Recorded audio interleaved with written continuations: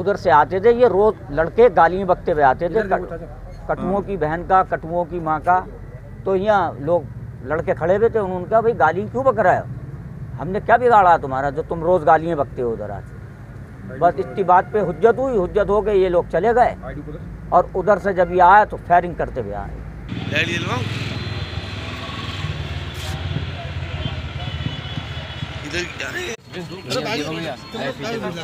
लगा नहीं है।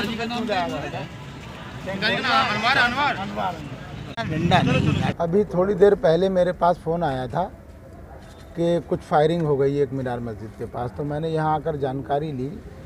कुछ लड़के चंदन नगर के बगल में एक गोटिया है, वहाँ के थे 6 लड़के शायद बता रहे हैं। उन्होंने फायरिंग करी, 2 लोगों के फायर लग गए। हुआ ये था कि वो पक्के रोड की तरफ से आ रहे थे तो गालियाँ बकते हुए मुसलमानों को।